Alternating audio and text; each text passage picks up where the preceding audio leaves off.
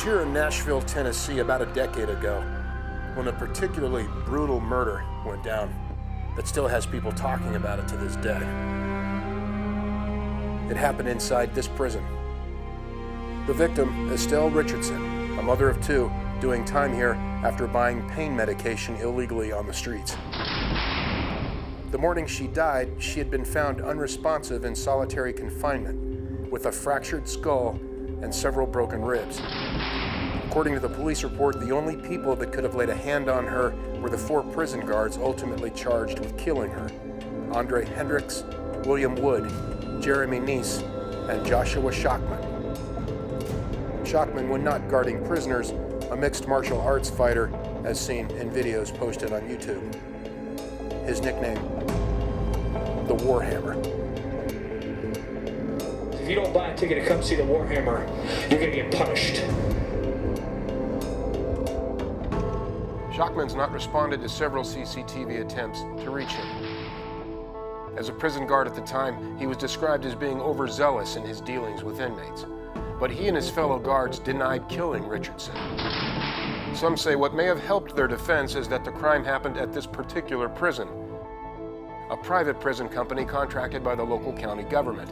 And not just any private prison company, but the biggest, richest, most powerful private corrections company in the United States, Corrections Corporation of America, headquartered right here in Nashville, Tennessee.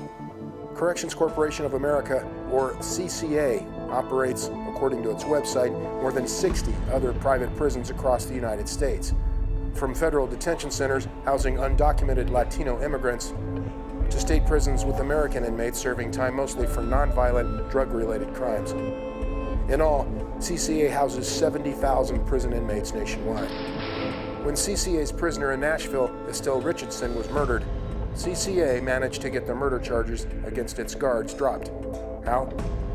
Because the surveillance camera over Richardson's prison cell had inexplicably been turned off the day of her murder. Without visual proof of who killed her, CCA's guards walked free. Richardson's family protested, saying that CCA got away with murder, a murder that remains unsolved to this day. The history of American prisons in general is not a pleasant one.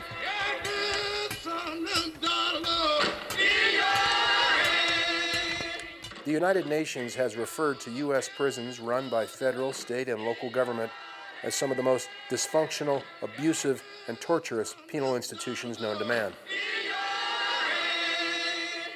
In the early 1980s, private prisons began to emerge across the U.S. landscape, mainly to relieve overcrowded prison populations in traditional government-run facilities.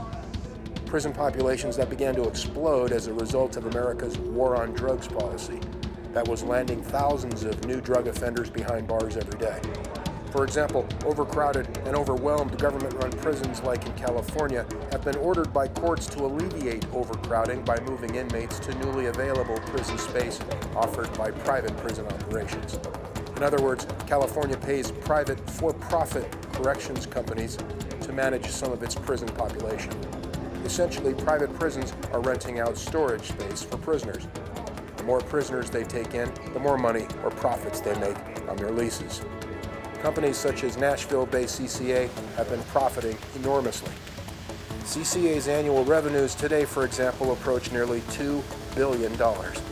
So when CCTV set out to report about private prisons, we naturally felt it only logical to speak to someone here with the private prison industry leader, CCA. What can I do for you? Yes, I'm here with CCTV, Chinese Central Television. My name is Mike Kirsch. I'm a journalist. What can I do for you? I'd like to speak with the media representative for CCA. All right, stand by. Thank you. CCA's corporate media representative is Jonathan Burns, who CCTV emailed ahead of time requesting an interview and a tour of a CCA prison facility. Okay, I spoke to Jonathan Burns. He said that he had spoke with you. Yes, we corresponded by email, that's correct, and he told me to email my questions in. He's not here. Oh, he's not here? No. The press representative's not here? That's correct. Is there someone else I can speak with? know you need an appointment. CCA ultimately declined CCTV's request for a prison tour and for an interview. Jails are terrible because... So, next, we turn to Alex Friedman, considered one of the nation's foremost experts on private prisons, because he was a prisoner at one for 6 years at a CCA prison here in Tennessee for an armed robbery he committed as a young adult that he says almost got him killed. When I was robbing the store, the guy did not want to be robbed, and so he pulled out a .38 and shot me, and then I got into a gun battle with him, shot at him.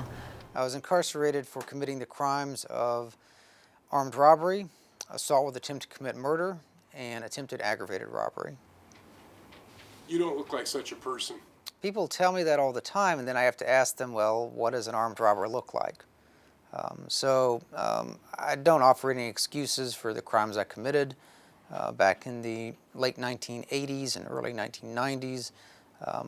I basically like to say I was young and stupid and greedy at the time, and now I am older and less stupid and less greedy. Friedman says his experience as a prisoner is like a PhD in how private prisons operate. Indeed, Friedman's testified on private prison issues before U.S. legislators. Since his release from prison, he's run a nonprofit prisoners' rights watchdog group called Private Corrections Institute. This is Alex Friedman. Routinely blowing the whistle against what he claims is rampant corporate greed and corruption inside the private prison industry. Examples of which he says have been widely publicized, starting with what he calls the poster child of private prison greed, America's notorious Kids for Cash private prison scandal in Pennsylvania in 2008, when more than 2,000 school-age children who'd committed minor offenses, if any at all, were locked up in private prisons that had paid 2 local judges $1 million each in bribes to send these kids to jail.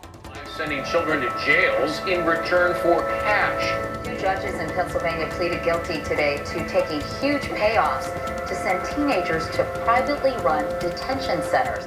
Both judges received lengthy prison terms, one of them memorably confronted by an outraged mother whose young son killed himself after his private prison ordeal. You scumbag! You ruined my f***ing life! You remember my son? Other examples of greed and corruption, says Friedman, private prisons profiting by overcharging government clients or American taxpayers for prison guards that are underpaid and also dangerously underqualified. That has led to abuse of prisoners. In one case, to the alleged rape of dozens of female inmates at a private prison in Kentucky. To violent prison riots at others. To prison escapes while prison guards were allegedly slacking off and not paying attention. To prison guards like these 3 guys from CCA's Nashville prison caught forcing inmates to make handcrafts that they'd turn around and sell, pocketing the proceeds. Friedman says private prisons are so dysfunctional because as private companies, they are not obligated under law to publicly report much of what goes on inside their prisons, as government-run prisons are required to do. Thus, private prisons are said to be less accountable and less transparent about how they operate. What is clear, he says, is that private prisons are making enormous profits by various means, achieving these profits, for example, by maintaining lower overhead costs by paying their employees much less than employees working in government-run facilities. In addition, private prisons profiting, of course, from each cell space they lease out. The more cells filled, the bigger the contract and profit. And some private prisons are said to actually have contracts that include what are called lockup quotas, which means that taxpayers ultimately have to pay a penalty tax for any empty cell space in a prison should local authorities not deliver enough prisoners to fill the spaces. A for-profit private prison system that Alex Friedman says seemingly encourages cities and states to arrest as many people as possible in order to fill the cells of private prisons or pay penalties if they don't. In short, profits based on how many people are locked up. Friedman asks, what's next? Privatizing police forces in the U.S.? And to give an example, if we use the example of a privatized police force, and we told people that our policemen will no longer be public officials, rather they'll be private corporate employees, and the more arrests they make, the more money they'll make.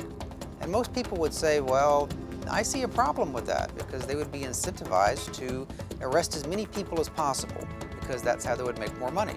And that's not going to work. But we have the exact same system in our private prisons, where private prison companies make more money if they incarcerate more people for longer periods of time. So this is the inherent problem with for-profit prisons, is that they are for-profit. Friedman says private prison executives like some in charge at CCA in Nashville are living large in million-dollar country club estates outside of town, raking in multi-million-dollar salaries after generating multi-billion-dollar profits each year for shareholders and investors that, among them, include several large American banks and U.S. corporations. In addition to private prisons becoming more and more wealthy, there are other prison industry service-related companies making huge profits. From prisoner transportation companies that move prisoners from court to prison and back, to firms providing medical services to prisoners, or phone communications for inmates and their families. And there are large food companies that must feed private prison inmates. All these companies earning huge profits, says Friedman, on the backs of inmates in private prisons across the United States. We are opposed to private prisons. We seek the abolition of the private prison industry. We believe that for-profit corrections has no place in a civilized and democratic society. What's particularly aggravating to CCA is that Alex Friedman has bought stock in the company, which allows him to show up at CCA's annual shareholder meetings. You might call Friedman the ultimate party crasher. How would you be received at cocktail hour? Not very well, I'm sure. I do attend their annual shareholder meetings. As an activist shareholder, I own stock for the purpose of attending their shareholder meetings, questioning their board members, and filing shareholder resolutions. They can't keep me out. So even as a former prisoner at a CCA prison, CCA still has to welcome me to their annual shareholder meeting just like any other shareholder. And they have to respond to my resolutions just like any other shareholder. I mean, I'll go in, I'll shake hands with the corporate executives, I'll ask my embarrassing questions that they don't want to answer. Such as? Why are you incarcerating women and children as young as 5 years old in prison-like conditions in immigration detention facilities? How do they respond? Well, of course, there's corporate responses, corporate speak. Sometimes it's, well, we can't respond because of pending litigation. Or, no problem, we've already looked into that and investigated ourselves, and there's nothing to see here. There's no problem at all. When CCTV attempted to raise these criticisms with CCA, CCA declined comment and instead sent us a public relations video. Every day we serve our communities. From small towns to large cities at more than 60 locations across our country. We play an important role in public safety. CCA also lauding its employment of many U.S. military veterans, all while generating 5 to 15% in savings to American taxpayers, helping 30,000 inmates each day learn job skills, giving each student, inmate, person a chance to return home, to get a good job, build a better life. The private prison industry has strong support from a respected nonprofit think tank in America known as the Reason Foundation that advocates less government and more privatization in society. The Reason Foundation's Leonard Gilroy tells CCTV that private prisons are just part of the American way of doing business. Number one, we live in a capitalist society. Governments contract out literally, almost everything you can think of. Quick examples might be building and operating highways, trimming trees in city parks, operating hospitals, paving streets, collecting trash, providing water and wastewater, all kinds of things. And so in that context, operating a prison is not something that is necessarily inherently governmental. And so to that point, I think there really isn't any inherent problem with a company making a profit if they're providing a good service, just like you would find in the private sector. If Apple makes a good phone or Samsung makes a good phone, we reward that company with profits. That's a signal in the marketplace. Prisons are certainly not utopias, and you're going to have bad incidents that happen in well-run public prisons, and you're going to have bad incidents that happen in well-run private facilities. That is part of the system. No, it's very common. These companies want as little transparency as possible. They are private companies. That means that in general, what they do is in the private sector. They are not transparent. They're not accountable to the public like our public institutions. And what happens to inmates once they leave private prisons? We asked CCA if it could introduce us to, for example, a prison inmate it had recently helped find a good job and better life outside this prison. CCA declined to show us one.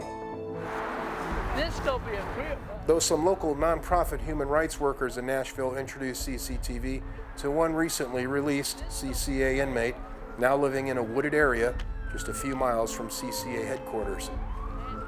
His name is Jesse James Upchurch. I'm homeless, man. I'm walking out here in the cold.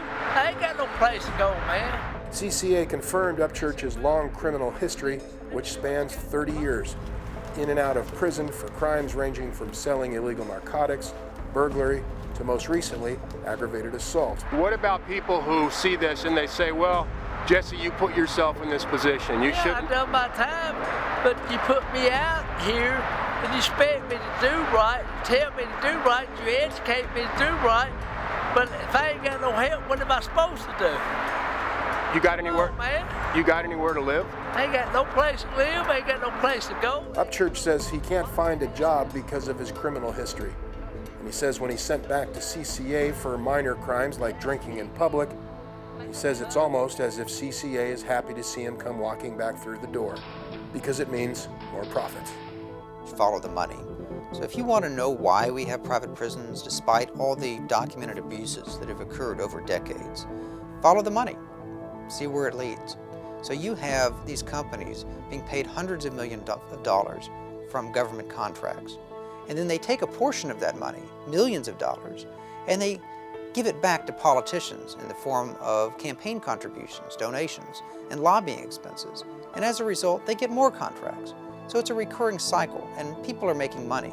The higher number of people arrested and sent to these prisons, says Friedman, the bigger the profits for companies like CCA. There are losers and there are winners. The winners are the ones making money. The losers are everybody else. The losers, Friedman says, private prison inmates like Jesse James Upchurch. Because I'm sick of being here. I'm ready to lay down and die. While private prison companies like CCA claim many prisoners have access to programs to educate themselves and to prepare themselves for a new life after serving their time, the fact is more than 60% of prisoners released from private prisons return after committing another crime. That spells more profits for private prisons, at the expense of many prisoners in America hoping for a second chance and staying out of prison for good. My dream is to being in a place that's warm, where I can eat, where somebody says I love you every day. Thank you for being alive. Upchurch says he believes his well-being as a prison inmate inside a CCA prison is the last thing on CCA's mind. All they're doing is trying to make money.